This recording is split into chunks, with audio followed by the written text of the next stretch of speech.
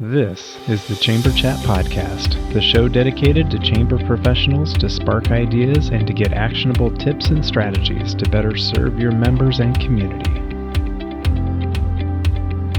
Hello, Chamber Champions. Welcome to Chamber Chat Podcast. I'm your host, Brandon Burton, and it's my goal here on the podcast to introduce you to people and ideas to better help you serve your chamber members and your community.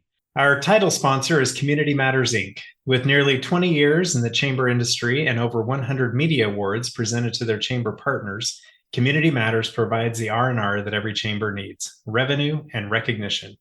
When it comes to publishing a chamber map, directory, or community guide, Community Matters has the trusted experience to help your chamber accomplish your goals. With different advertising sales models and publication styles, Community Matters will help you create a non-dues revenue machine. To learn how Community Matters can support your chamber with your next publication, please visit communitymattersinc.com/podcast to request your free media kit and request a proposal to find out what kind of non-dues revenue you can generate. You're joining us for a special episode in our 2024 ACCE Chamber of the Year Finalist Series.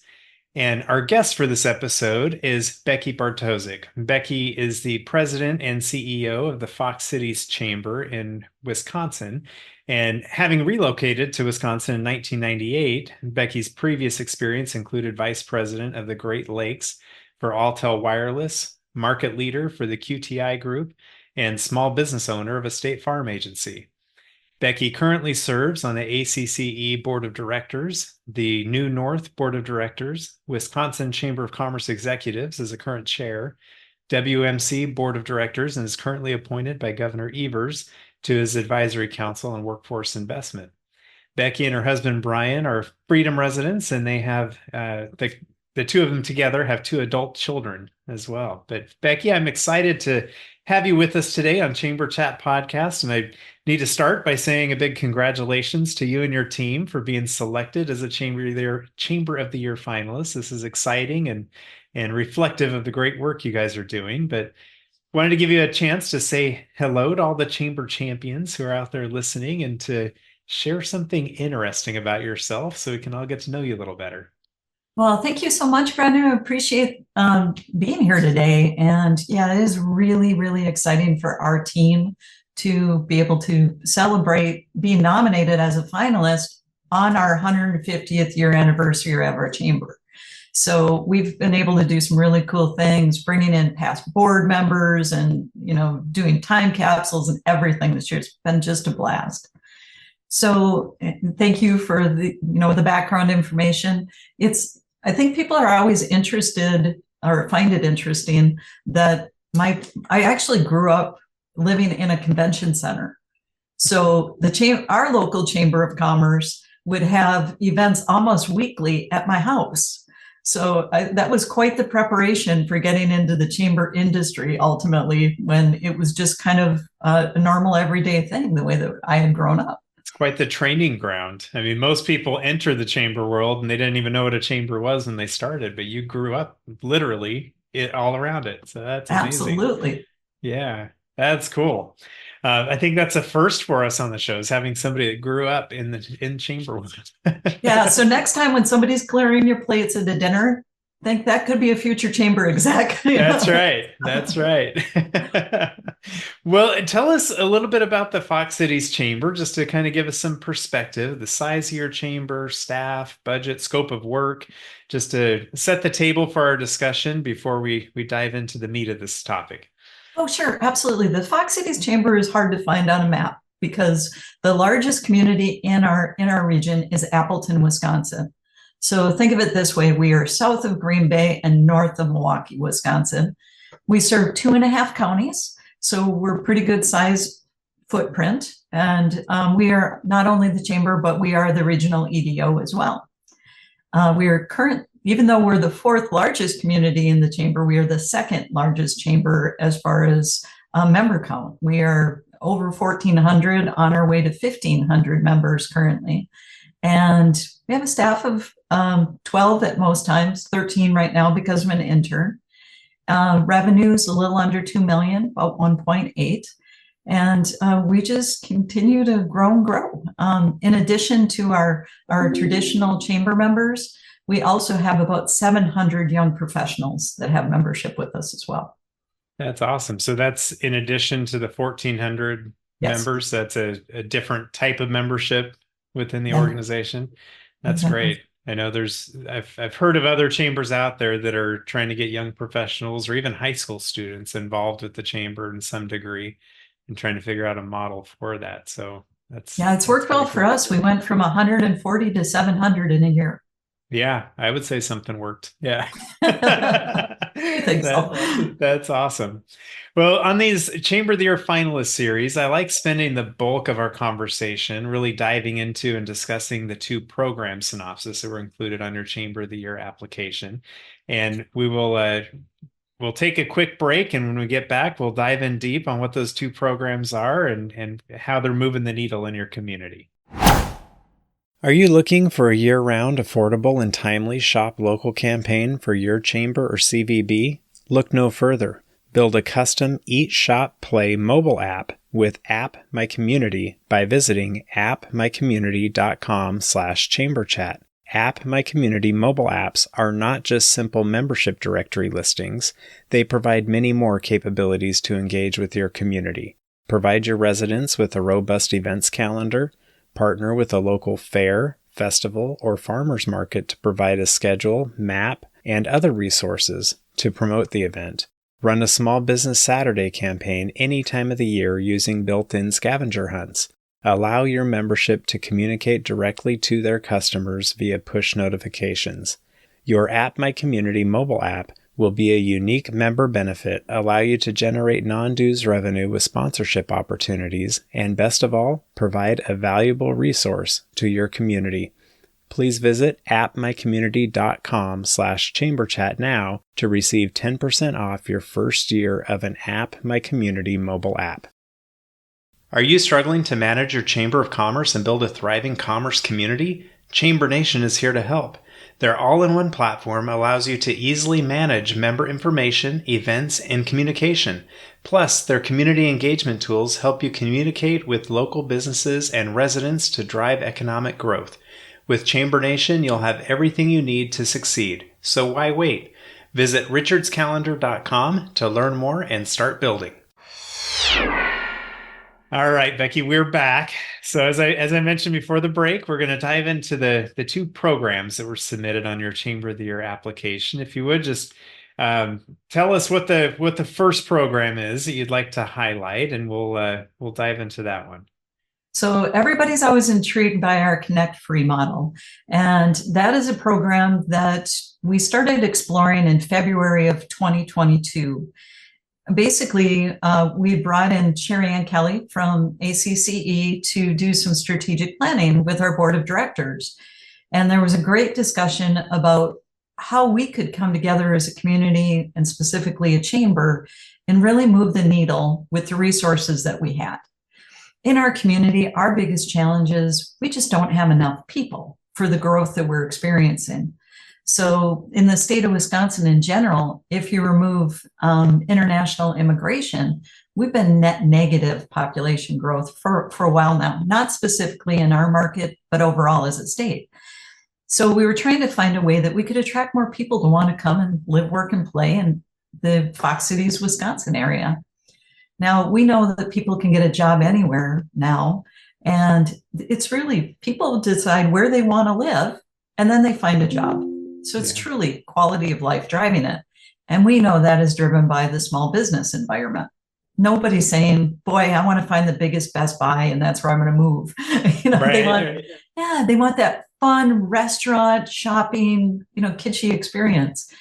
So we came up with a program that we launched 6 months later, which is called Connect Free. And it is a completely free membership for small businesses that have 5 or less full-time employees, nonprofits that have 10 or less full-time employees, and all freestanding restaurants.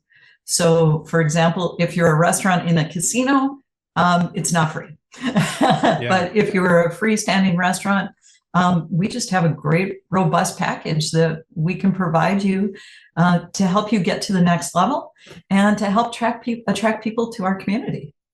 So tell us more how that model works. So Obviously, we can't all work for free, as nice as that would be to be able to do that. How does it operate? Are they you see them participate in different programs and events that do have a cost to it, or do they move on to a different membership tier, or what? How do you make it work?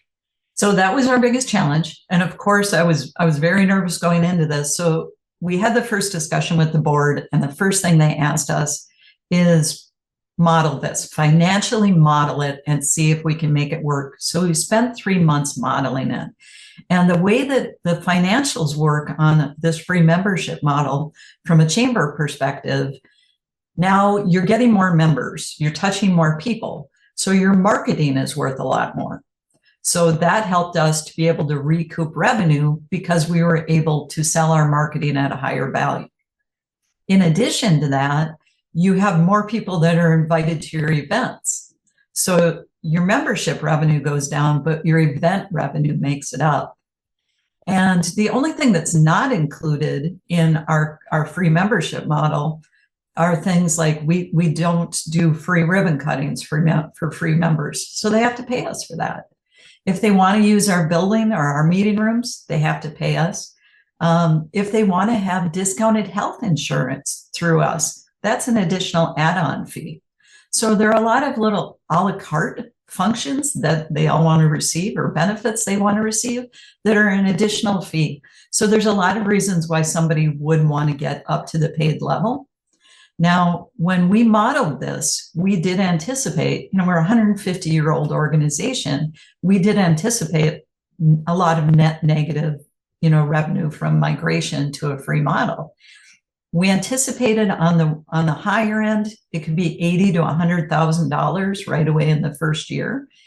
And what we've actually experienced over a 2-year period, we've only had less than $12,000 in revenue from people dropping down to the free model. And we've also seen a lot of our larger investors come forward and say, I'm going to give you a larger economic development contribution to help pay for those free members.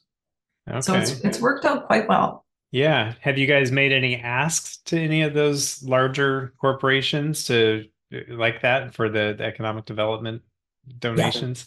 Yeah. Okay. Absolutely. So we did see those contributions go up. And we didn't know how it was going to go, first of all, when we launched it. We were concerned about that. So we did spend another 3 months making sure that we can market it correctly. So during that time, we actually did a full rebrand and launched a new website, because we really, the biggest challenge with a free membership model is it can't be a big lift on your team. It has to be something that's mostly automated. So we did spend about 3 months, we did probably 3 years worth of work in 6 months to launch this. And I can tell you, we had a huge splash for the launch of this event, where we actually invited the press in, we invited the politicians in, the board, community leaders, major investors, and made this big announcement. And we were the lead story on all of the local TV channels that night. Wow. And we had, probably about 100 plus applications within the first few days. So that was my next question. So that a business still has to fill out an application. They're not just getting a membership because they have a business in the Fox Cities area. So, so they fill it out. Is there any kind of approval process, or do they fill it out and then they're a member, or what? Like you mentioned, the automation process, it has to be there, so it's not too much of a load on your staff. Where does the staff interaction take place? What parts are automated, just to kind of give us an idea of how this works? Well, the one thing that we did learn pretty quickly, they fill out the application and then it has to be approved. Okay. And the first thing that we were worried about was upsetting the chambers around us. And so we were really trying to monitor that you had to be in our footprint to qualify for that membership. That was a crazy lift on our team, because, we cover half a county here, and, cities are split in half. So it took us not too long to figure out, we'll just go and meet with the chambers and talk to them about how to sell around this. And so we actually did move away from monitoring that everything was in our footprint, because it wasn't a huge impact, but it was taking a lot of time. And then, we are currently transitioning software systems so that more of our marketing touches as follow-ups, 30, 60, 90-day outreach can just be automated. But, of course, our ambassadors and our team, we're reaching out to everybody as quick as they could, especially when the first big group came in. I can tell you the program has been launched, I think about 22 months right now. And we have 632 small businesses that we are supporting today that we weren't in the past. Wow. And I love that approach. Instead of we have 632, free membership level, free members, it's 632 businesses that you're able to support that you weren't prior to this model. Yeah. And that's huge, because those are often the businesses that need the most support, and Yes. they're underserved and end up being the ones that kind of go by the wayside and maybe don't stay in business as long as they would have hoped. So, and the cool part too is that we're finding partners in our community that want to do more with us. So, for example, the YMCA came to us and said, "We love your small business program. We're going to put together a discounted package for you so that we can work on the health of our small business owners." And then we had an insurance company that came to us and said, "We see this as a great opportunity. We're going to offer discounted insurance for your members." So there's been a lot of the community that steps forward and says, "We love what you're doing. How can we help?" Yeah. I love that. So let's shift gears a little bit into the second program, if you want to introduce that and tell us what it's all about. Sure. Our largest program that we hold event that we have each year is a huge Oktoberfest event. So it's actually 2 days. So on Friday night, we have a huge car show. And that car show is a completely dry event, but it brings in about 100,000 people on Friday night. Wow. And then on Saturday is really the big event that we have. And that is a full-blown Oktoberfest, but it's not a lot of Oktoberfest bands. It's not your traditional Oktoberfest with the German bands. We actually have really popular kind of pop bands. Bands that people want to listen to. Yes. Right? Yes. I'll say it. Yeah. Yes. And we bring in, it's estimated between 200,000 and 220,000 people that day. Wow. And we started, the event actually starts at 9 a.m. with a big craft vendor business expo at one end. Then we have a ton of food trucks throughout the event, and then 13 hours of live music from Friday night through Saturday. So how long have you guys been doing so I guess, first of all, is there a name branding it, or is it Oktoberfest? Is that just? It's Appleton's Oktoberfest. Okay. So what we've actually talked about in our application for the award is focused on the past 2 years, because that program Appleton's Oktoberfest has been going on for 42 years now. And we were always involved, but it was always run by a community steering committee. And when COVID hit and the world shut down, obviously we didn't want to be known as the super spreader event of the Midwest. So we didn't have it the first year. And at the end of that first year, we lost most of our steering committee. And we also lost a lot of our volunteers. And to pull this event off the way that we have been doing it, it took about 1,200 volunteers each year to make it happen. So come the second year of the event, the world is starting to open up again. But our community was really scared about a surge. And we really didn't want to put people in harm's way. And some of our largest investors in our organization are our healthcare systems. And based on their input, there was a second year that we canceled Oktoberfest. I mean, we planned it right down to the last minute. And we just could not make it happen because we didn't have the volunteer population come out to do it well. And it would have been the 40th anniversary. So at that point, we took a step back and basically had to revamp the entire program. Now, what's special about our Oktoberfest is it's a gigantic give back to our community. So think of this as a street long or a mile long venue that's just jam packed with people. And, it's free admission. Nobody pays to get in. But every food vendor that's there has to have a sign in front of their location saying which nonprofit they are sharing their revenues with. Wow. And then all of the money that is raised by beer sales, which we don't tell people how much beer we sell that day, but you can imagine. The proceeds from that go into a large grant fund, and those dollars go back into our community to support our nonprofits. And for many of our nonprofits, that's their biggest fundraiser of the year. That is huge. I love seeing Chamber being able to partner and support other nonprofits and their missions. And what a great way, a big community driven event. And you're going to get the foot traffic. People are going to buy food. They're going to buy beer. They're going to do all the things, right? So being able to tie that in. And I imagine each vendor has the choice of which nonprofit they want to support. Yep. Do you provide a list to say, here's our local nonprofits to choose from, or can they go outside of a certain list or parameters, or how is that structured?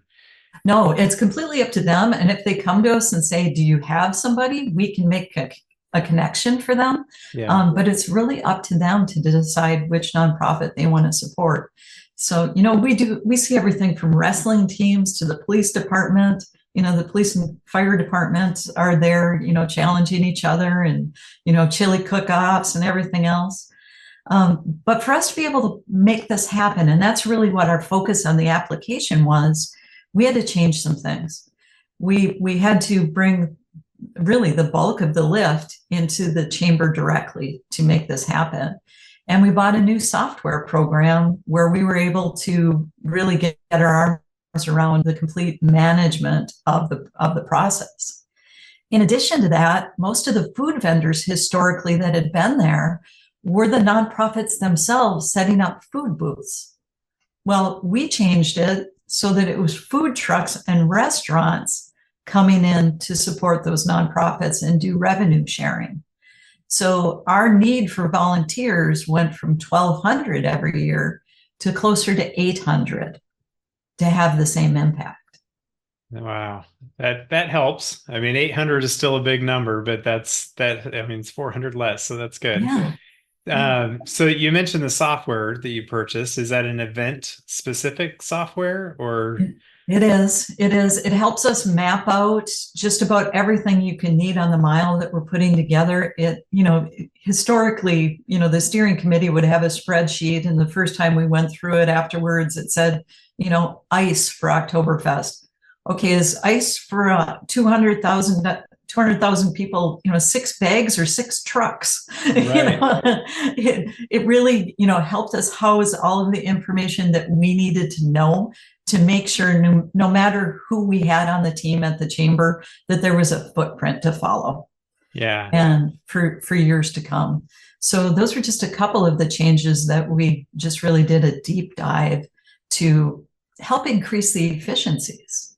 Yeah. We even started doing surveys of people that were our food vendors and getting net promoter scores on whether they would recommend that their peers and other people join the event. And that helped us fine tune a lot of the things that we were doing as well. Yeah, that's huge to be able to get that feedback and be able to make those adjustments for year to year and really improve the overall program, the event. Yeah. That's great.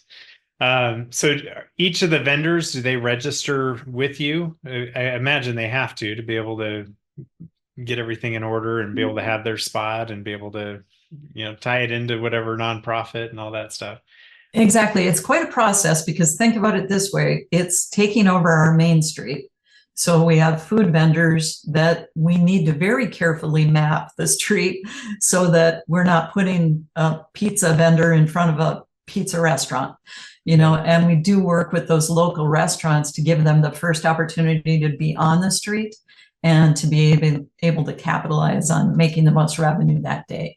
Yeah. So, and I imagine whoever's in front of, whatever booth is in front of their business, their restaurant, it's still going to drive people indoors, into their shops.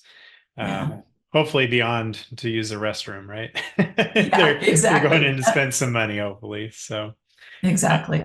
well, that sounds like an amazing event, and being able to fine tune it and make improvements on it like you have, it sounds like a fun one to attend. So, Well, and to tell you a little bit more about the economic impact, with the new software and partnerships that we've created, we're finally able to figure out a little bit more about what the event is doing for our community. And working with our Tourism Convention Bureau and state analytics, we're able to get a better idea, but not completely. So this is a cash only event. So when we can track the actual dollars that are spent on credit cards and the dollars that are spent on overnight stays, we've been able to find out how many people are coming to our community, where they're coming from, and they're coming from all over the Midwest for this. And we know before we even look at the cash implications that this event is having on average a $43.2 million impact on our economy. whoa, that is huge. That's way more than I would have guessed. I would have come nowhere close to that. Yeah. Wow. So as we start to wrap things up here, I mean, you guys are obviously moving the needle and making an impact in your community. And being a Chamber of the Year finalist, you guys are kind of at the top of your game at this moment. And I wanted to ask for listeners who are interested in taking their chamber up to the next level, what kind of tip or action item or piece of advice you might share with them to try to accomplish that goal. Well, it's funny. I was new to the chamber industry about 5 years ago. And I can tell you what worked for me and what worked for us. I actually did a deep dive into all the information I could find about Chambers of the Year. So, for example, when Ocala was the Chamber of the Year in our category, I stalked their website. I looked at everything they had, and I found that videos were really working well for them. And I thought, well, I don't really have the resources to do that. And we talked about it as a team. And we actually went to the local TV station and said, now, come on, your tagline is "We are Green Bay," but you're covering our market. Work with us. And it resulted in us for the past 2 years having the opportunity to bring a guest onto a local show and spotlight something going on in our community and having beautifully professionally done videos for zero cost. Yeah. And none of that would have happened had we not been looking at what the Chamber of the Years were doing.